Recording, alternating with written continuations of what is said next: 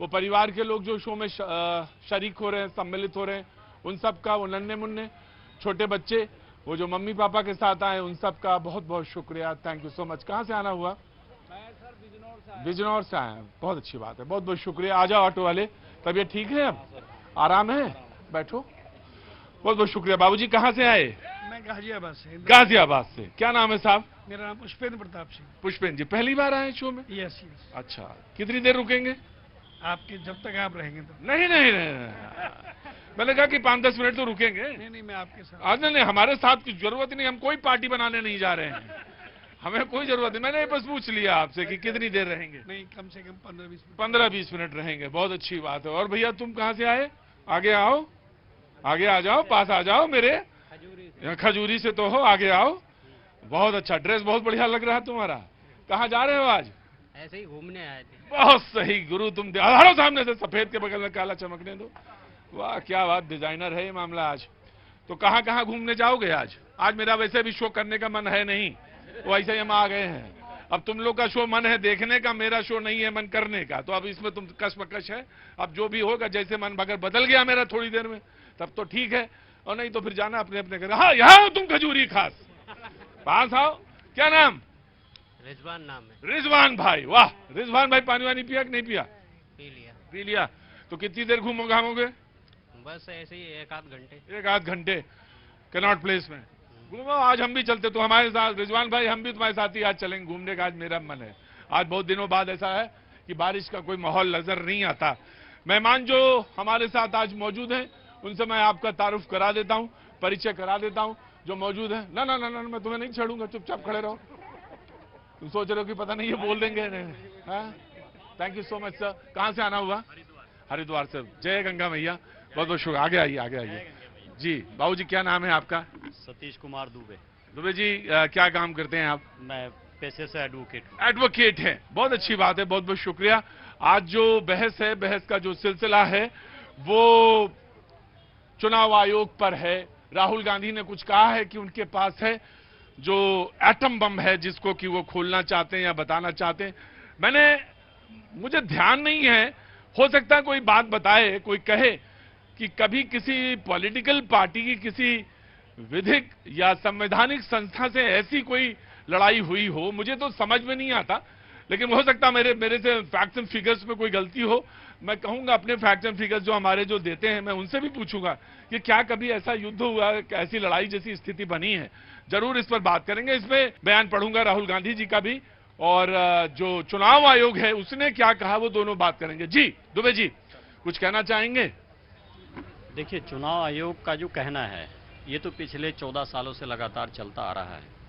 राहुल गांधी जी जो कहना चाहते हैं, कहीं ना कहीं उनकी बातों में सत्यता तो है जी, लेकिन राहुल गांधी जी को बोलने दिया जाए, संसद में उनको पूरा मौका दिया जाए और उनकी सत्यता जान ली जाए, मेरा ये कहना है। ठीक, बहुत अच्छी बात है जी। देखिए, ऐसा है कि राहुल जी के लिए सबसे आसान काम क्या है आज के समय में कि इल्ज़ाम लगाना। वो भर भर के इल्ज़ाम लगाते हैं, कभी चुनाव आयोग पे, कभी सीबीआई, कभी ईडी, कभी अडानी अंबानी। इल्ज़ाम लगाना सबसे आसान है आज की डेट में, और भाग जाना। इल्ज़ाम लगाओ और भाग जाओ। दूसरा व्यक्ति के अपमान, उनका इज्जत कम हो रही है कहीं ना कहीं। संस्थाएं जो हमारी स्वतंत्र रूप से जो काम करी है, उसकी कहीं ना कहीं हानि हो रही है ना, उसकी स्वतंत्रता पे।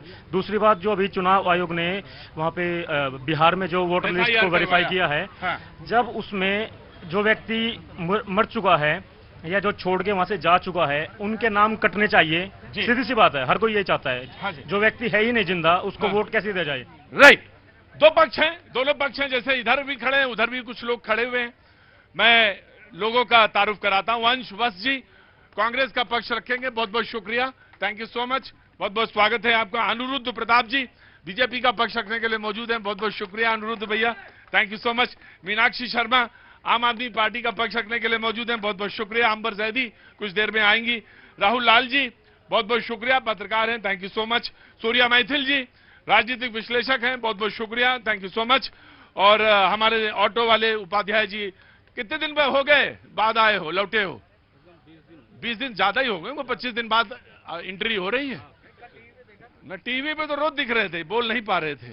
अब आवाज आ गई है ना, आवाज आई है, आवाज आ गई, वापस लौट आई। हाँ बैठो, आराम करो। देखो बहुत बहुत बहुत शुक्रिया, थैंक यू सो मच। मैंने जैसे आपसे कहा कि मैं दोनों के स्टेटमेंट पढ़ देता हूं। इलेक्शन कमीशन ने जवाब दिया है, राहुल गांधी ने कुछ इल्जाम लगाए। हमारे पास स्पष्ट सबूत है कि चुनाव आयोग वोट की चोरी कर रहा है।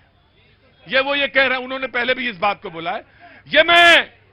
ये मैं हल्के में नहीं बोल रहा हूं, 100% सबूत के साथ बोल रहा हूं। राहुल गांधी ये कह रहे हैं। हमने 6 महीने जांच करवाई और जो डेटा हमें मिला है वो ये एटम बम है। अब जब ये एटम बम फटेगा तो चुनाव आयोग दिखेगा नहीं हिंदुस्तान में। वो ये कहते हैं कि ये जो विधिक संस्था है ये पूरे हिंदुस्तान में नहीं दिखेगी, ये गायब हो जाएगी। कहां गायब हो जाएगी ये भगवान जाने या वो जाने, वो बताएंगे। राहुल गांधी को इलेक्शन कमीशन ने अलबत्ता जरूर जवाब दिया है और उन्होंने जवाब दिया राहुल गांधी के आरोपों और धमकी पर चुनाव आयोग का जो आरोप है उसका वो जवाब दे। रोज रोज लगाए जा रहे बेबुनियाद आरोपों को हम नजरअंदाज करते हैं। रोज रोज की धमकियों के बावजूद निष्पक्ष और पारदर्शी तरीके से काम कर रहे हैं। चुनाव कर्मी ऐसी गैर जिम्मेदाराना बयानों पर ध्यान ना दें। आज डिबेट का आगाज बीजेपी की तरफ से होगा और क्योंकि इल्जाम आपकी तरफ से लगाया गया है तो बीजेपी की तरफ से होगा।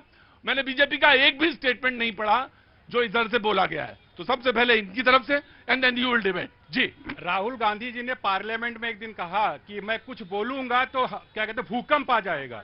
तो मुझे लगा भैया भूकंप आएगा, पता चला कुछ दिन बाद उन्होंने आंख मार दी, मतलब भूकंप उनका ऐसा आया। फिर एक दिन पता चला प्रधानमंत्री जी के गले पड़ गए और एक दिन तो और कर बैठे, भूकंप लाने के चक्कर में फ्लाइंग किस दे डाला। मतलब अनपार्लियामेंट्री उनकी हैबिट बन चुकी, हैबिचुअल अफेंडर है। वो ऐसे कहते थे पेगासिस के मामले में, सुप्रीम कोर्ट ने कहा भैया अपने मोबाइल फोन लाके जमा कर दो, गायब हो गए। हिंडनबर्ग में आए, पता चला हिंडनबर्ग पे एफआईआर अमेरिका की सरकार ने कर बैठी। ऐसे पीएम केयर में चले आए। हमेशा कहीं न कहीं आदत है। अभी भी सुप्रीम कोर्ट ने कहा है भैया आप एक काम करो, कोई व्यक्ति अगर आपको जिंदा मिलता है या कोई शिकायत मिलती सुप्रीम कोर्ट के खिलाफ, आप लेके तो आओ मेरे पास। लेकिन वो आइटम बम फोड़ने बताए कहां पता है कि कर्नाटक के अंदर हालत यह हो गई है कि उनके एमएलए जो है आपस में टकरा रहे हैं। सिद्धारमैया डीके शिव कुमार सिद्धारमैया कहा नहीं मान रहे। वही हो सकता है आइटम बम कल को उनकी सरकार न गिर जाए, डीके शिव कुमार अलग न पार्टी बना ले। राइट, ये बीजेपी का है। मैं कांग्रेस की तरफ से आता हूं। आप तो चुनाव जीते हैं कर्नाटक में, आप चुनाव जीते हैं हिमाचल में। 2014 के बाद आप कांग्रेस कई चुनाव जीती है, लेकिन जब आप चुनाव जीतते हैं तो उन स्टेट में ये क्यों कहते हैं कि हम सरकार बनाने जा रहे हैं? फिर आप कहिए कि मैं सरकार नहीं बनाएंगे यहां पे क्योंकि हमें लगता है मेरे साथ बेईमानी हुई और बेईमानी से हमको जिता दिया गया है। आप ऐसा तो कभी नहीं कहा आपने कि बेईमानी से हमें जिताया गया है, ये तो नहीं कहा गया। ये कहते हैं अलबत्ता जरूर कि मुझे हरा दिया गया है। देखिए, इन्होंने बहुत सारी दुनिया जहां की बातें की। आपने इनसे सवाल जो पूछा उसकी जगह पे दुनिया जाके क्या, तो मैं उनके तरफ में मुद्दे से आप फ्री हैं। उनकी तरह मैं मुद्दे से अलग नहीं होऊंगा। मैं आपको कुछ उदाहरण के साथ समझाना चाहूंगा उनके जो अलग अलग मॉडल रहे। आज के समय पे जो चुनाव आयोग भारतीय जनता पार्टी का फ्रंटल ऑर्गेनाइजेशन बना हुआ है, तो कैसे काम कर रहे हैं मैं आपको बताता हूं। बेशक अब आप में मुझे टाइम मत देना, पर अभी मेरे को थोड़ा समय दीजिएगा समझाने के लिए। एक चंडीगढ़ मॉडल आपने देखा कि किस प्रकार से मेयर के चुनाव में वहां पे किया गया। जब तक सुप्रीम कोर्ट ने संज्ञान नहीं लिया तब तक चुनाव आयोग जो था वो गहरी नींद में सोने लगा। दूसरा मॉडल अब मैं आपको उदाहरण के साथ समझाता हूं। मान लीजिए आपके चैनल में चुनाव हो रहा है, ठीक है। अब उसमें कह दे कि अरे मैं एक उदाहरण समझा रहा हूं। मुझे एक शब्द पे इनका नहीं बोलने दीजिए। वो बोलने में रिदम टूटती है। नहीं, बीच में जब आप बोलते हैं तो रिदम टूट जाती है बोलने वाले की। मुझे एक शब्द पे एतराज है, वो मैं बोल दूंगा कि फ्रंटल ऑर्गेनाइजेशन, वो मैं बाद में बोलूंगा, लेकिन आपको बोलने की पहले इजाजत है। इसलिए मैंने कहा कि उदाहरण के उतार पर, ठीक है।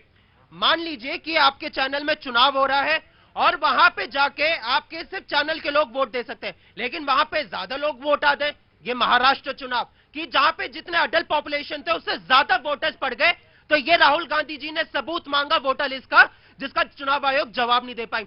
दूसरा मैं समझाता हूं। आपका ये कैमरा ये पूरे दिन चलता है, अब इसके बाद इसकी बैटरी कम होगी, लेकिन पता चले शाम में कि इसकी बैटरी तो अभी भी 100% है। ये है हरियाणा मॉडल कि भैया ईवीएम की मशीन जो है वो पूरे दिन चली, लेकिन उसके बाद भी 99% उसकी बैटरी निकलती है। ये राहुल गांधी जी ने मुद्दा उठाया। तीसरा, अब बिहार मॉडल पे आ जाइए। बिहार मॉडल यह है कि आपके चैनल कहते कि भैया प्रतीक जी वोट नहीं दे सकते, और आपके चैनल में से तकरीबन 30-15 लोग जो है वो वोट नहीं दे सकते चैनल के किसी चुनाव में। तो यह बिहार का मॉडल कि भैया लोगों को ही, वोटर्स को हटा दो। पहले के टाइम पे होता था कि जनता नेता को चुनती थी, लेकिन आज के समय पे नेता जनता को चुन रहे हैं। यह भाजपा ने किया है। राइट। बिहार मॉडल जो है, मैं आप बोलेंगे? नहीं, मैं आप बोल चुके हैं, एक बार बोल चुके। नहीं, एक बार बोल चुके हैं।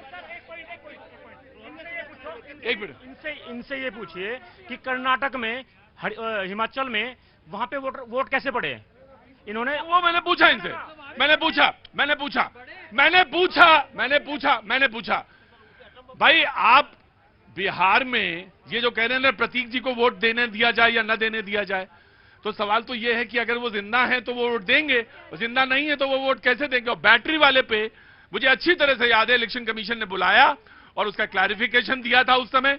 और आपको पूरी तरह से, जब मैं आपसे सवाल पूछता हूं, जो इलेक्शन कमीशन ने 2 बार आपको बुलाया, आप क्यों नहीं गए? मैं मानता जी। प्रतीक जी, मैं भाई साहब को नहीं जानती, आज पहली बार देख रहे हैं उनको। ये कांग्रेस के प्रवक्ता है और बड़े ओजस्वी हैं और बहुत अच्छा बोलते हैं, एंड बहुत ही बढ़िया फ्लुएंट बोलने वाला व्यक्ति है। नहीं, बहुत अच्छी बात है। मैं पहली बार उनके साथ आज डिबेट में शामिल हूँ। हाँ। इन्होंने एग्जाम्पल दिया कि आपके चैनल के अंदर चुनाव है, हाँ। और वहां पर और भी लोग बाहर से आके वोट करना चाहते हैं। तो चैनल के अंदर किसी भी ऑर्गेनाइजेशन में, यूनिवर्सिटी में कोई चुनाव होता है, इनफैक्ट जो लॉयर्स का भी चुनाव होता है, तो उसमें लॉयर्स ही सिर्फ वोट दे सकते हैं। कोई पड़ोस के आके हमारे जैसे जर्नलिस्ट या सामाजिक कार्यकर्ता वोट नहीं दे सकते। अगर बाहर के लोग आकर वोट देंगे तो ये तो जो इलेक्टोरल प्रोसेस है, ये तो उसकी अवहेलना हुई ना। तो आपका एग्जाम्पल जो है वो आपकी ही जो साजिश है उसमें आपको फंसाता है। यही पूरे सिस्टम को तो रेक्टिफाई करने के लिए काम किया जा रहा है। जहां पर वोटर्स फेक है, जहां पर वोटों की संख्या डबल करके, पहले जब आप पर्ची से वोट डलवाया करते थे, जिन जिन स्टेट्स में ही इनकी सरकारें बन जाती हैं, पूरा ईवीएम सही हो जाता है, वहां पे ईवीएम सही हो जाता है। जहां पर ये हार जाते हैं तो ईवीएम का रोल। राइट। नहीं, सवाल यह है कि अगर मेरे चैनल में वोटिंग है तो पहले तो विश्वास पैदा करना पड़ेगा, और अगर रुकिए, और अगर आपको विश्वास पैदा करना पड़ेगा और तब आप विश्वास पैदा करके चुनाव में शरीक हो पाए। लेकिन अगर आपको सिर्फ चुनाव के बाद इल्जाम लगाना है, तब तो फिर गहरा प्रश्न चिन्ह खड़ा होता है। जी, हम लोग ये सवाल यहां पे इसलिए उठा रहे हैं, जैसे मैंने महाराष्ट्र का जिक्र किया, तो वहां पे आप देखेंगे कि 1 करोड़ जो है वहां पे एंड मूवमेंट पे, चुनाव से ठीक पहले वोटर्स ऐड कर दिए जाते हैं। वहां पे आप देखेंगे कि किस प्रकार से चुनाव आयोग रात के समय पे अचानक जाके अपना ये नियम बदल देता है कि भैया 45 डेज के अंदर के बाद जो है आपको इलेक्ट्रॉनिक फुटेज नहीं दिया जाएगा, चाहे वो जो है क्या सीसीटीवी की फुटेज हो या कोई भी अन्य चीज हो, ये नहीं दिया जाएगा। ये सवाल हम इसलिए पूछते हैं क्योंकि किस प्रकार से एंड मूवमेंट पे पूरी प्रक्रिया बदली जाती है। आपको याद होगा किस प्रकार से सीजीआई को हटा के चुनाव आयुक्त की जो चीफ होते हैं उनकी नियुक्ति में अपने मंत्री को डाला गया भारतीय जनता पार्टी के द्वारा। अच्छा, फिर आपसे मैं पूछूं, गिल साहब को आपने क्यों डाला था, चुनाव में लड़वाया था? गिल साहब को फिर आपने क्यों किया था? वो आए थे ना, खेल मंत्री बने थे ना।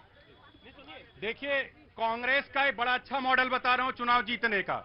इंदिरा गांधी जी ने आपातकाल क्यों लगाया? जब इलाहाबाद हाई कोर्ट ने रिगिंग पाया था उनके चुनाव में, उनके चुनाव को खारिज कर दिया था, तब आपातकाल मतलब सत्ता लेने के लिए कांग्रेस का मॉडल। राजीव गांधी के लोगों पर एफआईआर पता किस लिए हुआ? बैलेट पेपर लेके अमेठी रायबरेली के लोकसभा जनरल इलेक्शन में भागते थे तो एफआईआर हुआ। ये इनका मॉडल है, कांग्रेस का मॉडल। उसके बाद इनका एक मॉडल और बता रहा हूं। इनका मॉडल है कि जब अपने में कुवत ना रहे ना, जब अपनी बैटरी डिस्चार्ज हो जाए तो कहो कि नहीं चुनाव आयोग की बैटरी डिस्चार्ज हो रही। अरे अपनी बैटरी चार्ज करो भैया। आप बताओ ना, आपके कितने प्रवक्ता होंगे एक साथ नहीं बता सकते कि कर्नाटक में कितनी सीटें हैं, कितने वोट वहां पे ऐड हुए? एक भी प्रवक्ता को नहीं पता होगा कि लोकसभा कितनी सीटें जीती, कितनी सीटें आ रही। केवल आके चतराई करते हैं बैठ के। राइट। 10 सेकंड। कर्नाटक का विधानसभा में आप पूछे कितने वोट ऐड हुए, तेलंगाना में कितने वोट डिलीट हुए थे, बताइए विधानसभा में। पहली बात, राहुल गांधी जी ने यहाँ पे विधानसभा चुनाव की नहीं, लोकसभा चुनाव की बात की है कि एक लोकसभा सीट का उन्होंने समरी किया है, वहां पे उन्होंने पूरा एनालिसिस किया है, जिसको 5 अगस्त को आप इंतजार करिएगा। राहुल गांधी जी जो है उसको पूरा सबूतों के साथ देंगे। वो लोकसभा की बात। दूसरी बात यहाँ पे जिन्होंने इंदिरा जी को ये नहीं बता पा रहे क्योंकि ये लोग वही हैं कि फेक नैरेटिव लेके आते हैं, झूठ बोलते। तेलंगाना का विधानसभा चुनाव हुआ, 22 लाख वोटर डिलीट हुए, 22 लाख वोटर डिलीट हुए। कर्नाटक का चुनाव हुआ, 16 लाख वोटर ऐड होते हैं। देखिए आपके 1952 से लेकर 2003 तक 12 से 13 बार SIR होता है, स्पेशल इंटेंसिव रिवीजन होता है। सरकारें किसकी थी? चार बार हुआ नहीं, 2003 तक हुआ। अब आप सोचिए कि आपकी सरकारें किसकी थी भैया। मतलब आप जब चुनाव हार रहे हैं तो कह रहे हैं बैटरी डिस्चार्ज हो गई, ये डिस्चार्ज हो गया, वो डिस्चार्ज हो गया। राइट। आम आदमी पार्टी थोड़ा पीछे जाएंगे, पीछे जाएंगे। जी पीछे। हाँ जी। आज जो बिहार के अंदर जंगल राज है उसका जिम्मेदार कौन है? आज बिहार की जनता जो झेल रही है उससे छुटकारा कब मिलेगा? और बात कर रहे हैं कि भाई आप उसकी, मैं कहती हूँ कि आपकी देखो केंद्र में सरकार बीजेपी की, राज्यों में भी आपकी सरकार, 4.5 साल आप 5 साल आप सोते रहते हैं, फिर अचानक चुनाव से पहले आपकी नींद ही क्यों खुलती है? आपको अगर ये प्रक्रिया करनी है तो आप पहले से करिए ना। लेकिन इससे कहीं ना कहीं संदेह ये होता है कि आप वोटों का मैनिपुलेशन कर रहे हैं, जिस तरीके से महाराष्ट्र में हर बार जब ये प्रक्रिया हुई है उसी टाइम फ्रेम में हुई। नहीं मीनाक्षी, नहीं आप भाई आप मैं एक चीज बहुत अच्छी बात है, आप बोलिए, पूरी बात कंप्लीट करने को मौका मिलेगा, लेकिन आप इनकम्प्लीट बात, अधूरी बात रखेंगी तो आई हैव टू से मीनाक्षी, मुझे कहना पड़ेगा। जब मैं आपसे जानना चाहता हूं, इससे पहले जब हुई 3 बार या 4 बार, तो कितने महीनों में पूरी हुई थी वो? मैंने आपको कहा कि भैया इससे 100% संदेह होगा ही होगा कि कहीं ना कहीं वोटों का मैनिपुलेशन हो रहा है, क्योंकि महाराष्ट्र में भी इसी तरीके से हुआ, आपका हरियाणा में भी इसी तरीके से हुआ, और दिल्ली में भी। आप देखिए जो दिल्ली की कॉन्स्टिट्यूंसी, खुद मुख्यमंत्री की जो कॉन्स्टिट्यूंसी थी उसके अंदर 1.5 लाख वोट थे, और अचानक चुनाव से कुछ समय पहले 50,000 वोट काट दिए जाते हैं। तो आप सोचिए जो वो 50,000 वोटर थे वो सही काटे गए, गलत काटे गए, जो वोटर है उसको समय ही नहीं मिला ये बताने का कि मेरा वोट सही कटा या गलत कटा है। तो कहीं ना कहीं जो वोटर उसके साथ तो न्याय नहीं हुआ ना, अन्याय हुआ ना, और कहीं ना कहीं मैं इसको कहूंगी कि मैनिपुलेशन तो है। ये वही आम आदमी पार्टी है जो विधानसभा में चुनाव जीतती है 2 बार, लोकसभा उससे 2 महीना पहले होता है, उसमें 7 सीटें हार जाती है। जब वो हार जाती है तब इल्जाम, और जब वो जीत जाती है विधानसभा, तो मैं आपसे पूछूं विधानसभा कैसे जीत गए 2 महीने के अंदर? भाई 2 ही महीने के अंदर तो चुनाव हुए थे, और उसमें तब आप जीत गए चुनाव, तब आपका नहीं निकला, तब आपने नहीं बोला। आपने हरियाणा का चुनाव देखा था? मैं आपसे आपकी दिल्ली, आपने दिल्ली का बताया, मैं आपसे दिल्ली, चंडीगढ़ में तो वोट चोरी होते सबने सामने कैमरे पर देखा। ये आराम से कूल डाउन। आराम, दुबे जी मैंने पूछ लिया, बहुत आराम से सही हो गया। जी देखिए, मुझे लग रहा है कि चुनाव आयोग को लेकर जो सवाल उठ रहे हैं उसको चुनाव आयोग को गंभीरता के साथ उत्तर देना चाहिए, क्योंकि आज बिहार में SIR की ड्राफ्ट सूची जारी हुई है, आज 1 अगस्त है, और 65 लाख मतदाता फॉर्म नहीं भर सके हैं। उसमें चुनाव आयोग का कहना है कि 35 लाख उसमें लोग मिले नहीं, मैं 35 मिले नहीं, और 22 लाख को उन्होंने मृतक घोषित किया। 22 लाख का। देखिए अब सवाल क्या उठते हैं, जो नियम है नहीं जिंदा नहीं करना है, सवाल है, गंभीर सवाल है वो, कि आखिर 7 जनवरी को उन्होंने अंतिम मतदाता सूची SIR के वो उसके पहले जारी किया था, जो सामान्य रूटीन में वो जारी करते हैं, फिर अचानक से इतना बड़ा सा परिवर्तन हुआ। सामान्य नियम यह है कि राज्य सरकार को चुनाव आयोग को जानकारी देनी होती है साल में 2 बार मृतकों की सूची की। तो इतने बड़े से मृतक कैसे संख्या में निकल आए, क्योंकि जगह इसके पहले भी वहां पे जो वोटर, मुझे आपसे एक सवाल पूछना है, 1 मिनट। आपको ये जो पुनरीक्षण हो रहा है इससे ऐतराज है? ये क्यों हो रहा है? या ये कि वो जो वोट हैं उनको डालने नहीं दिया जा रहा है? इससे मैं ये जानना चाहता हूं, क्योंकि पुनरीक्षण इस बात का है कि आप वैलिड हैं या नहीं है, आप रहते हैं या नहीं रहते हैं, इस बात का है जानकारी लेंगे। देखिए कोई नहीं चाह रहा कि एक भी फर्जी मतदाता वोट दे, तो इसलिए बिल्कुल चुनाव का सुदृढ़ तरीका क्या होगा फिर? तरीका ये नहीं होना चाहिए कि इलेक्शन से 5 महीना पहले कर रहे हैं आपने। और इलेक्शन, देखिए इलेक्शन कमीशन ने कहा 99.9% का काम खत्म हो चुका है, और फॉर्म भरने का काम 91% लोग ही कर पाए हैं। सुप्रीम कोर्ट ने कहा कि आप 15 आदमी ऐसे ले आइए जो मर गए हो। अब आप सुनिए मेरी बात, 15 आदमी ऐसे ले आइए या 10 ले आइए जो मर चुके हैं लेकिन आपके हिसाब से जिंदा हैं, उनको खड़ा करिए ना इलेक्शन कमीशन में। इसी में कह रहा हूं, नहीं जस्टिस बख्शी ने ये बयान दिया, और हमें लग रहा है कि 12 और 13 अगस्त को जो सुनवाई होगी उन्होंने क्लियरली कहा कि मृतकों के सूची में से 10 से 15 ले आइए, पूरे के पूरे इस SIR की प्रक्रिया को ही कैंसिल कर दिया जाए। ये सुप्रीम कोर्ट ने क्लियरली कहा है, और हमें लग रहा है कि जो जिस तरह से बिहार में ये प्रक्रिया चली है, क्योंकि मैं खाली एक छोटा सा आंकड़ा खाली रख दूं, लोकसभा चुनाव से पहले मतदाता जो कटे थे वो लगभग 17 लाख मतदाता कटे थे लोकसभा चुनाव से पहले। और फिर जून से लेकर नवंबर तक जो फिर समरी रिवीजन हुआ उसमें कम से कम 4-4.5 लाख मतदाताओं के उसमें भी नाम कटे थे। तो ये प्रोसेस लगातार चल रहा था। अभी जिस तरह से हड़बड़ी में चल रहा है और बिहार में जिस तरह से किसी को भी एक मतदाता को, मेरे जानकारी में नहीं है कि इलेक्शन कमीशन के नियमानुसार उन्हें कोई एक्नॉलेजमेंट या पावती पत्र मिला हो। राइट, ठीक, आज ड्राफ्ट तो आज ही आया जी जनाब। धन्यवाद प्रतीक। मैं आता हूं एक बार ये पैनल पूरा हो जाने दे उसके बाद। धन्यवाद प्रतीक जी। पहले तो आपको और पूरे देश को भारत माता की जय, वंदे मातरम। अभी आपके सामने कांग्रेस के प्रवक्ता ने एकदम झूठ बोला कि 1 करोड़ मतदाता जो हैं वो ऐन चुनाव से पहले जो है वो ऐड कर लिए गए। अब मैं इनसे पूछना चाहता हूं कि यदि 1 करोड़ मतदाता ऐन चुनाव से पहले ऐड कर लिए थे तो जैसे आज आप कोर्ट गए उस समय कोर्ट क्यों नहीं चले गए? पहली चीज। दूसरी चीज, मैं अभी जो राहुल लाल जी ने एक बहुत अच्छा उदाहरण मुख्यमंत्री ने वहां के दिया था कि उससे ठीक 5 साल पहले चुनाव हुए महाराष्ट्र में, और उस चुनाव में लोकसभा भी पहले हुआ था, उसके बाद विधानसभा हुआ। तो लोकसभा और विधानसभा के बाद कितने मतदाता ऐड किए गए थे उसका कोई फैक्ट एंड फिगर है आपके पास? तब भी ऐड हुए थे वही कोई 80-85 लाख के आसपास, तब ऐड हुए थे। एक बात और, ये कह रही थी बहन जी की 5 महीने पहले और 6 महीने पहले होना चाहिए। मैं इनसे पूछता हूं, जो 17 साल 6 महीने का हमारा बच्चा है, यदि वो चुनाव से 1 महीने पहले 18 साल का हो रहा है, और ये नॉर्मल रूल है कि 1-1.25 महीने पहले तक आप चुनाव की अपनी मतदाता सूची में फॉर्म नंबर 6 भर के उसे जमा करा सकते हैं। लेकिन यहाँ पर इनके पेट में इसलिए दर्द हो रहा है क्योंकि जो मरे हुए लोग हैं ना, उनके माध्यम से ये फर्जी वोटिंग करा जाते हैं। आपको यहाँ मिल जाएंगे कुछ लोग, वो कहेंगे अरे मेरा तो नाम ही ऐड नहीं हुआ। तो इनसे पूछिएगा कि जो QR कोड चुनाव आयोग ने आपको दिया, आपने उस पर स्कैन करके अपने डॉक्यूमेंट अपडेट किए क्या? और अगर अपडेट किए तो आपको मैसेज आया कि नहीं आया? अगर नहीं आया तो मैं आपसे वादा करता हूं आपका नाम जो है वो मतदाता सूची में इस महीने में ऐड हो जाएगा, लेकिन मरे हुओं को वोट नहीं देने दिया जाएगा।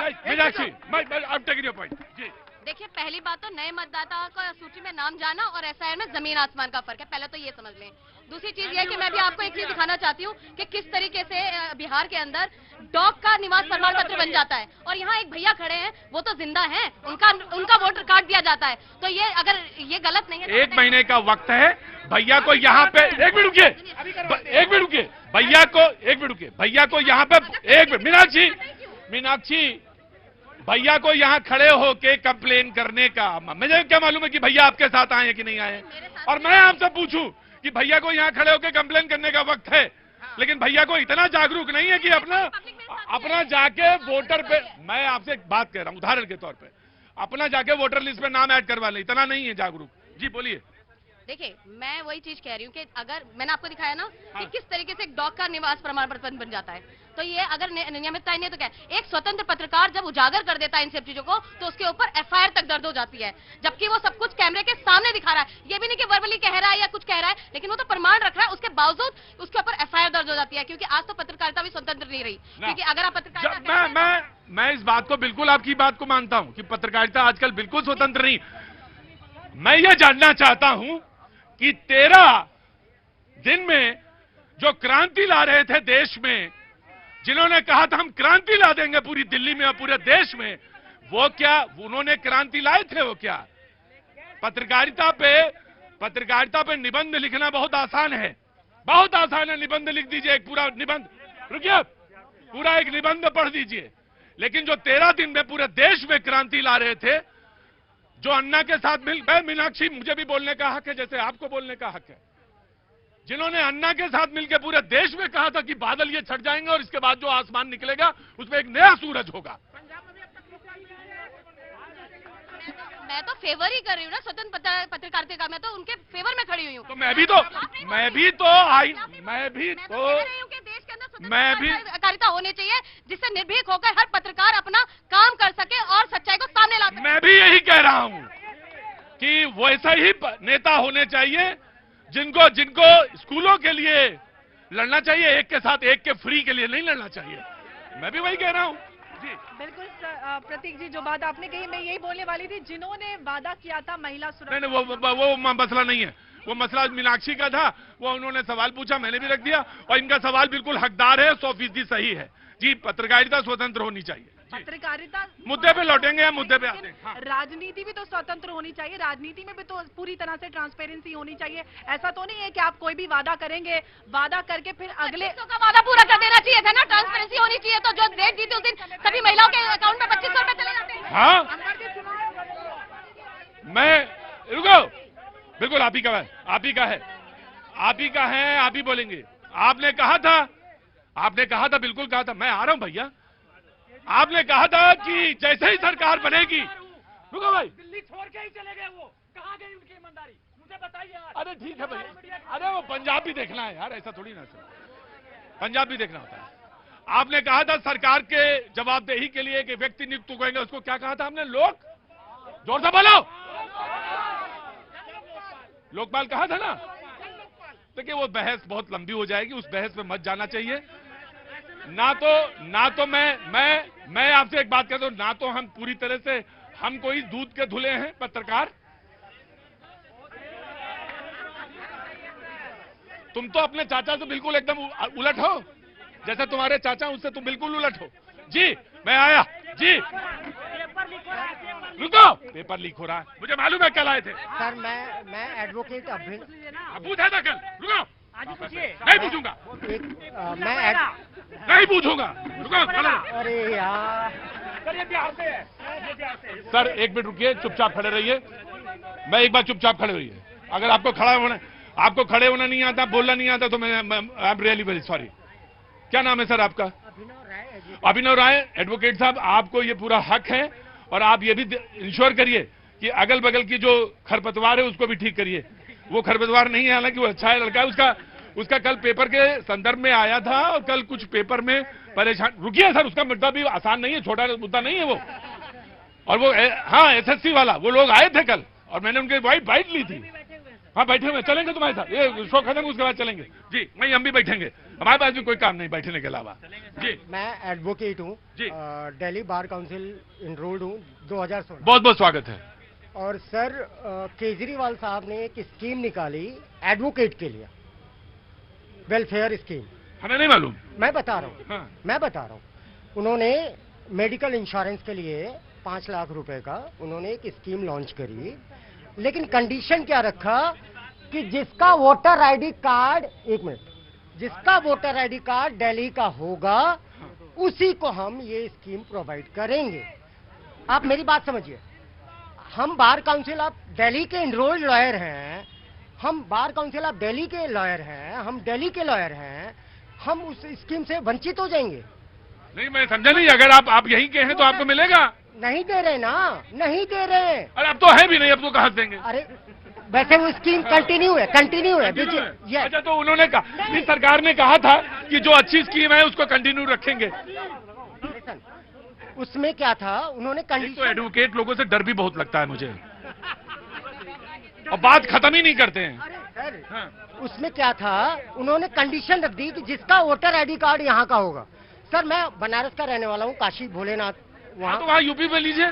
सर मैं यहाँ इनरोल्ड हूँ, तो मुझे अगर बार काउंसिल ऑफ दिल्ली में इनरोल्ड हूँ तो आपको 5 लाख का यहाँ पे मिलना चाहिए। मैं आपकी बात से सहमत हूँ। क्या नाम है बेटा तुम्हारा? तुम्हारा नाम क्या है? वैदिक चौधरी। बहुत जल्दी निकलो यहाँ से, ज्यादा देर नहीं करे, अच्छी बातें नहीं हो रही हैं यहाँ पे। ठीक है मैं आता हूँ। बीच में बच्चों को लेके आया, भीड़ में। रुकिए साहब, एक मिनट रुकिए, मामा रुको एक मिनट, आ रहा हूँ जी। बीजेपी प्रतीक जी, मैं यहाँ पे ये बात कहना चाहती थी कि हम इलेक्शन कमीशन पे बहुत सारे सवाल उठा रहे हैं अपनी कन्वीनियंस के हिसाब से। अगर इलेक्शन कमीशन पे सवाल उठाया जा रहा है तो सारे ही राज्यों को लेकर, फिर तेलंगाना, कर्नाटका, पंजाब, दिल्ली, सबको लेकर सवाल होना चाहिए। मैं यहाँ पर कह रही हूँ कि वो पार्टियां जो इलेक्शन कमीशन पे सवाल उठा रही है, आपको नहीं लगता कि इलेक्शन कमीशन को भी उन पार्टियों से सवाल उठाना चाहिए जो चुनाव जीतने के लिए जनता को बेवकूफ बनाते, कोई भी वादा कर डालते हैं जो अनरियलिस्टिक होता है, उसके बाद उनका कोई ब्यौरा नहीं, उनकी कोई जिम्मेदारी नहीं, जनता इस तरह से बेवकूफ बनी फिरती है कि आपने जो वादा किया था वो पूरा क्यों नहीं हुआ? अगली बार आएंगे। ऑटो वाले भैया, अभी कुछ दिन पहले ही राहुल गांधी जी ने कहा था, एक मिनट कुल राहुल गांधी जी ने कहा था कि हमारी सरकार आई तो हम चुनाव आयोग को ही खत्म कर देंगे। बताइए, तानाशाही लाना चाहते हैं देश में।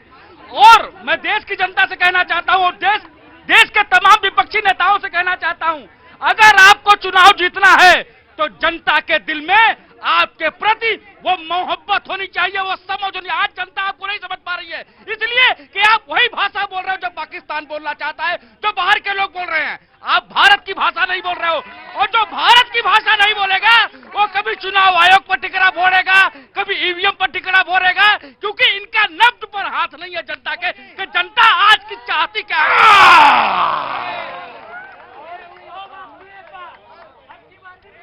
ये जो 25 दिन रुको, ये जो तुम 25 दिन नहीं बोले, इस पे नब्ज में हाथ तुमने सीखा है कि नब्ज में हाथ क्या होती है? जी रुको, छोटा भाई, तुम्हें समझाया मैंने, छोटा छोटा। हाँ जी, मैं यहाँ पे बात करना चाहता हूँ। हमारी जो आम आदमी पार्टी की प्रवक्ता है, इन्होंने एक दिखाया था डॉग बाबू का। आप सोचिए बिहार में स्थिति ये है कि बिहार में सिर्फ और सिर्फ कुत्तों के एक तो अच्छे दिन आने हैं कि भैया कुत्तों के रेजिडेंट सर्टिफिकेट बन जाते हैं, सांसद जी का कुत्ता खो जाता है। व्हाट डू यू मीन भाई कुत्तों के दिन अच्छे आने वाले हैं?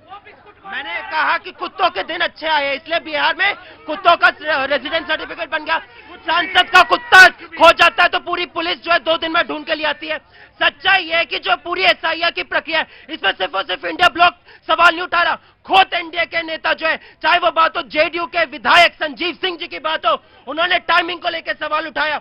जेडीयू के जो सांसद है गिरधारी यादव जी, उन्होंने कहा कि भैया अगर हम अपने क्षेत्र के लोगों की आवाज ही न उठा सके तो क्या फायदा है यहाँ संसद में बैठने का। तो आज खुद इनके एनडीए में जो है लोग बाग कह रहे हैं कि भैया ये पूरी प्रक्रिया गलत है। रुको, देखिए, एक तो केजरीवाल जी का मॉडल ये था कि वैगन आर लेके गए और मैंने देखा पंजाब में गाड़ी का मॉडल चेंज हो गया, करीब 3 करोड़ की गाड़ी आती, उसकी फ्लीट में चलते हैं। दूसरी चीज है कि राहुल गांधी जी का उन्होंने बिहार के अंदर सरेंडर कर दिया है, वो इसी उसमें कि हम जीत तो पा नहीं रहे, केवल ऐसे हम इधर उधर बातों घुमाते रहे। 243 विधानसभा है, वहां पे 243 विधानसभा में राहुल गांधी जी को ये नहीं पता होगा या उनके प्रवक्ताओं का कि कितने बूथ होंगे। 90,000 से ज्यादा बूथ है, 90,000 से ज्यादा बीएलओ लगते हैं, 1.5 लाख से ज्यादा बीएलए लगते हैं, 243 ईआरओ लगते हैं, 3,000 से ज्यादा असिस्टेंट ईआरओ लगते हैं। ये सारी प्रक्रिया किया जाता 45 दिन के अंदर। जब सब कुछ उसमें डिलीट हो जाता, 22 लाख लोग उसमें पाए जाते हैं डेथ, 35 लाख लोगों का अस्थायी निवास वहां पे नहीं है। वो मतलब ये है कि वहां रह नहीं रहे हैं, परमानेंट रूप से वो वहां से हट चुके हैं। बाकी 5 लाख लोग वहां पे ऐसे हैं, 7 लाख लोग कि एक जगह इस विधानसभा में पता चलता है दूसरी विधानसभा में। जब ये फाइंड आउट किया गया, ड्राफ्ट आया, ड्राफ्ट में ये कहा गया अगर भाई किसी के पास कहीं पे जरा सा भी एरर होता है तो आप मुझे बताइएगा। लेकिन सुप्रीम कोर्ट ने भी इनको एक इम्यूनिटी दी कि भाई 15 लोग आप कब्र में से निकाल के लेके चले आओ, हम इसमें सब बदल देंगे। वो तो इनके साहस और हिम्मत नहीं, क्योंकि इनको झूठ, मैंने 10 उदाहरण गिनाए। कर्नाटक में बताए 224, कर्नाटक में विधानसभा में 135 इनके पास है। क्या रिजाइन देंगे ये जो बम फोड़ते हैं? बम फोड़ने के नाम पे आप आंख मारने लगते हैं, फ्लाइंग किस देने लगते हैं, किसी को उसमें जाके गले पड़ने लगते हैं। गजब की बात कर रहे हैं आप। मैं कह रहा हूं कि भाई 5 अगस्त को वो क्या सूचना देंगे, पहले उसका इंतजार तो कर लीजिए, उसके पहले क्या टिप्पणी की जाए। लेकिन देखिए बिहार के मामले में अभी भी मैं कह रहा हूं कि इलेक्शन कमीशन को सुप्रीम कोर्ट ने लास्ट में भी कहा अभी भी कि आप कम से कम जो अपना दस्तावेजों की सूची है, 11 दस्तावेजों की सूची में उसमें आधार कार्ड को तो कम से कम स्वीकार कर लीजिए उसको। और देखिए जो अभी यहाँ पे मीनाक्षी जी ने कहा वो डॉग के मामले को लेकर, वो मामला देखिए पहले भी जिससे गंभीर है, क्योंकि बिहार की आबादी 12 लाख है। सुन लीजिए, चुनाव आयोग ने नलीफाई कर दिया। ये लोग पीडीएफ पे क्रिएट करके लेके जाते हैं। इलेक्शन कमीशन ने प्रॉपर अपने ट्विटर हैंडल पे कहा कि ये इनकरेक्ट इंफॉर्मेशन है, और ये लोग मालाफाई इन्फेक्शन के थ्रू ये लोग क्या करते हैं, पीडीएफ पे कोई इमेज क्रिएट करा लेंगे, सेंसेशन बनाने के लिए करते रहते हैं। चलिए वो बात, मैं तो इलेक्शन कमीशन के आंकड़े दे रहा हूं। बिहार की आबादी कितनी है? ये भी सोचिए कि बार बार किसी झूठ को फैलाना ये भी एक अपराध है, और संवैधानिक संस्था के बारे में लेके मैं तो कह रहा हूं कि देखिए, मैं तो इसलिए जो उन्होंने 789 पेजों का जो पूरा का पूरा दायर किया था सुप्रीम कोर्ट में, हलफनामे को मैंने पंक्ति पंक्ति पढ़ा था, और उसमें इलेक्शन कमीशन ने सुप्रीम कोर्ट में कहा कि भाई 14 करोड़ जो है कि वहां पे आवास प्रमाण पत्र बने। अरे बिहार की आबादी 12 करोड़ है, तो 2 आबादी से भी 2 करोड़ ज्यादा आवास प्रमाण पत्र कैसे बन गए? अगर फर्जी नहीं, सारे आंकड़े फर्जी। अभी आपको दिखाया ना, भाजपा प्रवक्ता ने कहा कि पीडीएफ क्रिएट किया गया। इसी प्रकार से राहुल लाल यहाँ भी पीडीएफ क्रिएट कर रहे हैं। एक बात और मैं बोलना चाहता हूँ, फ्रंटल ऑर्गेनाइजेशन के ऊपर आपने आपत्ति जताई, लेकिन बताया नहीं कि आपने क्या आपत्ति जताई। मैं बता रहा हूँ, कांग्रेस आज की डेट में अल-कायदा का, जॉर्ज सोराज का, अमेरिका का बेकार अनर्गल बात। देखिए अभी भी मैं कह रहा हूँ कि अनर्गल बात मैं नहीं लूंगा। अभी भी एक चीज में देखिए, एक ही चीज मैं कहूंगा, फ्रंटल मैंने उसके आपत्ति जता दी। देखिए 12 करोड़ आबादी और 14 करोड़ की वो संख्या कहां से आई हुई है, इसको सोचना पड़ेगा हम लोगों को। और अच्छा मुझे एक बात बताइए कि 126% सीमांचल में वोटर आए, वो आधार कार्ड कैसे बन गए? मैं ये तो देखिए, ये बड़ा अच्छा सवाल है। ये बड़ा अच्छा सवाल पूछा है आपने। इसमें ऐसा करना चाहिए कि हिंदी विषय को अंग्रेजी विषय, अरे हंसिए आज मेरी तबीयत क्या नासाज हुई तो तमाम सारे लोग एकदम से हावी हो गए। यहाँ खड़े हुए, मुझे ये बताइए कि रुको 126% कैसे बढ़ गए आगे? अच्छा मैं इसी पे कह रहा हूँ, आधार कार्ड बनाने की जिम्मेवारी किसकी होती है? वहाँ पे राज्य सरकार में 2005 से नीतीश कुमार जी मुख्यमंत्री बने हुए हैं, डबल इंजन की सरकार 2011 से केंद्र में बने हुए हैं। तो अगर आधार कार्ड फर्जी बना तो इसकी जिम्मेवारी कौन लेगा? राइट। अब वही रुकिए। ये बिल्कुल ठीक है। अगर वो बने हैं और जिम्मेदारी है तो उसी जिम्मेदारी का, अरे रुकिए ना, अरे उसी जिम्मेदारी का तो निर्वाह हो रहा है। बैठिए सारे आके, इधर आइए। कहा ऑटो वाले उपाध्याय जी, इधर आइए। ऑटो वाले उपाध्याय जल्दी आइए।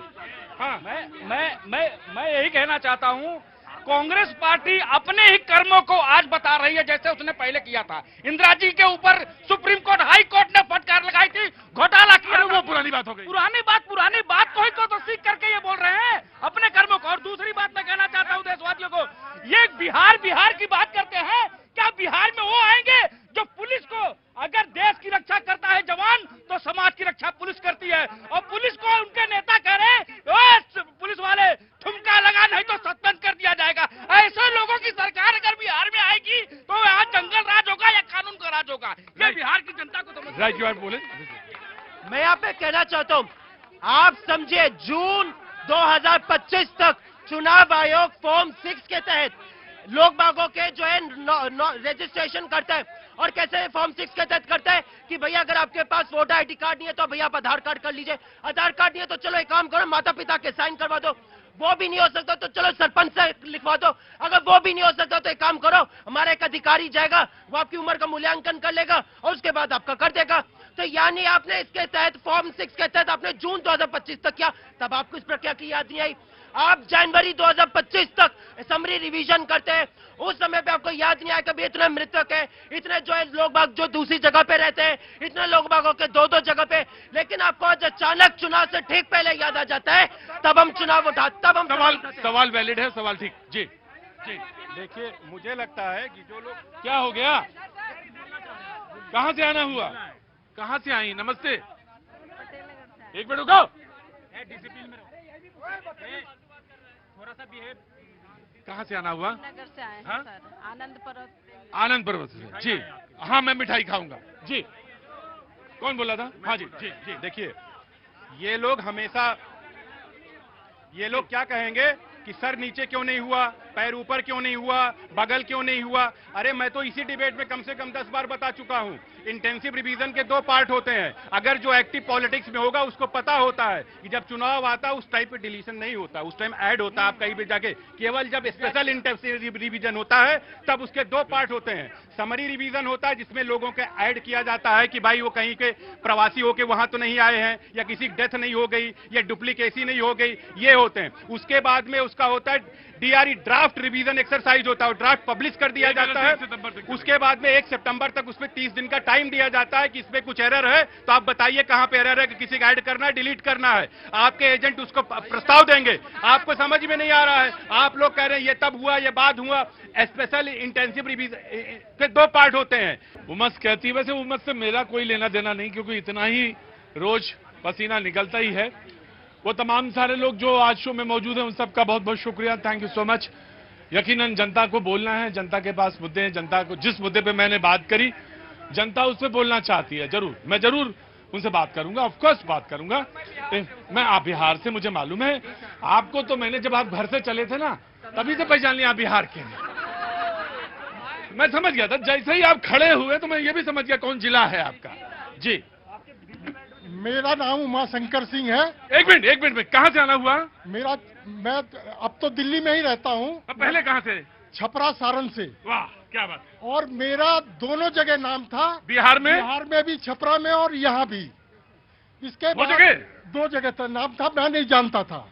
अभी 10 दिन पहले वहां का बीएलओ का फोन आया, मेरे घर पे बीएलओ गया तो मम्मी ने मेरा फोन नंबर दे दिया कि उससे बात कर लो। तो उन्होंने फोन किया, भैया वो पर्सनली भी जानते हैं, गांव के लोग हैं, कि आपका और आपके वाइफ का नाम है, तो कृपया करके आप आधार कार्ड नंबर भेज दीजिए तो इसको हम कंटिन्यू कर दें। तो मैंने बोला नहीं भाई, मुझे कंटिन्यू नहीं चाहिए, मैंने आधार यहाँ से मेरा आई कार्ड बना हुआ है।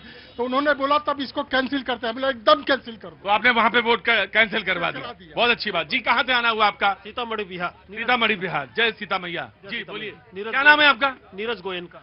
नीरज गोयन का। जी बोलिए गोयन साहब। बिहार में एसआईआर की जरूरत इसलिए है, 3 बड़े मुद्दे हैं। पहला मुद्दा है कि जो हमारी सीमा है बांग्लादेश नेपाल, खुली सीमा है, रोज घुसपैठ है, और ये जो सीमांचल के क्षेत्र हैं अररिया, कटिहार, किशनगंज, यहाँ जितने लोग हैं उससे ज्यादा आधार कार्ड है। आप कहते हैं आधार कार्ड को जोड़ दो उसके साथ, तो क्या रोहिंग्या को वोट देने दें? नंबर 2, बिहार एक ऐसा प्रदेश है जहां का पलायन रेट सर्वाधिक है, डबल से भी ज्यादा है, 15 दशमलव कुछ क्या। जी, तो जहां ना जाए बैलगाड़ी वहां जाए बिहारी। अरे ना बाबा, वो देखिए, वो मुझे ये आप कह देते हैं, लेकिन मुझे बहुत अच्छा नहीं लगता। किसी को नहीं अच्छा लगता बाबूजी। मैं आपसे माफी मांगेगा। तो बड़े बड़े परेशानियों में कोई अपना घर छोड़ता है, कोई यूं ही अपना घर नहीं छोड़ता, और बड़ी दिक्कतों के साथ। लेकिन हाँ, ये भी बात सच है कि हम सब ने अपने अपने घर छोड़े हैं, और अपने घर छोड़ के जब आए हैं यहाँ तक अपनी चीजें बनाई। रुको, खड़े रहो भैया, मैं आता हूँ। मैं यहाँ पे कहना चाहता हूँ कि सच्चाई है कि बिहार में ये एसआईआर की प्रक्रिया इसलिए हो रही है ताकि जो सीएजी ने 70,000 करोड़ का मां घोटाले का जो वहां पे खुलासा किया है, उसको छुपाने के लिए की जा रही है। राइट। देखिए, एक तो कांग्रेस को, विपक्षी नेताओं को पॉलिटिकल अल्जाइमर हो गया, इनको अपने घोटाले नहीं याद है, अपने नरसंहार नहीं याद है, और यूजिंग सर्टिफिकेट है, और ये सारे घोटाले जो हैं, जब तेजस्वी यादव घोटाले नहीं, यूजिंग सर्टिफिकेट का मामला, यूसी सर्टिफिकेट बोलते हैं। एक चीज है, मैं यहाँ पे पूछना चाह रहा हूँ कांग्रेस के प्रवक्ता और विपक्षी नेता आम आदमी पार्टी के प्रवक्ता से कि क्वालिफिकेशन ऑफ वोटर क्या होता है। ये वही संविधान का नियम है 1950 का, पीपुल रिप्रेजेंटेशन एक्ट है 1950 का, जिसको बाबा साहब अम्बेडकर ने बनाया था, जिसको ये लोग भारत रत्न ने दे पाए थे, और डॉक्टर राजेंद्र प्रसाद ने, जिनको स्वामीनाथ के मंदिर पे जाने की वजह से क्या कहते तड़पा के मरवा, मतलब दवा बिना इनकी डेथ हो गई थी। नेहरू जी भी थे, क्या था कि भारत का नागरिक होना चाहिए वो व्यक्ति, वो वोटर हो सकता है। आर्टिकल 326। मैं यहाँ पे कहना चाहता हूँ कि यहाँ पे जब घुसपैठियों की बात हो रही है, तो ये तो अमित शाह जी की सबसे बड़ी नाकामी है। 20 साल से जो है वहाँ पे जेडीयू की समर्थित सरकार चल रही है। 11 साल से मोदी जी जो है, 11 साल से मोदी जी प्रधानमंत्री है, उसके बाद भी घुसपैठे नहीं रोक पा रहे, तो उनकी नाकामी है। देखिए, क्योंकि मैं बहुत सेंसिटिव हूँ, और क्योंकि मैं अपने देश से बहुत प्यार करती हूँ। जैसे ही भाई ने पाक का नाम लिया, ऑटो वाले भाई ने, यकीन मानिए मैं दावा करती हूँ कि पूरे देश की जनता की दुखती रख पे हाथ रख दिया, क्योंकि देश की जनता चाहती थी कि ये जो पुलवामा है या पहलगाम है या उरी हमला है, उन सबका बदला लिया जाए, और हमारी सेना सक्षम थी पाकिस्तान को घुटनों पे लाने के लिए। लेकिन तभी सीज फायर कर दिया जाता है, और वो सीज फायर का ऐलान कौन करता है? अमेरिका के राष्ट्रपति करते हैं, और 31 बार कहते हैं कि मैंने सीज फायर कराया, जो कि हमारे देश के लिए बहुत ही शर्म की बात है। मोदी जी ने भी संसद में प्रेसिडेंट ट्रंप के हर एक दावे को खारिज करते हुए नकार दिया। एक बार भी नहीं कहा, इस तरह से चिल्लाने से हकीकत नहीं बदलती। ना ही डोनाल्ड ट्रंप के इस बयान से सुर में सुर मिलाकर राहुल गांधी भारत की अभी चीफ इलेक्शन कमिश्नर की जो अपॉइंटमेंट की प्रक्रिया है, उसमें बदलाव किया गया है। 2:1 है, प्रधानमंत्री और केंद्रीय मंत्री वोट कर सकते हैं, पर विपक्ष का नेता अगर वोट करता है तो 2:1 से चीफ इलेक्शन कमिश्नर। हमें माननीय उच्चतम न्यायालय का सत्कार करना चाहिए, उसकी भूमिका को हमें सराहना करनी चाहिए। कोई भी गवर्नमेंट संस्था है, वो अपना रोल अच्छे से निभा रही है, हमें उन पे विश्वास करना चाहिए, ना कि वो किसी की कठपुतली है। वो किसी की कठपुतली नहीं है।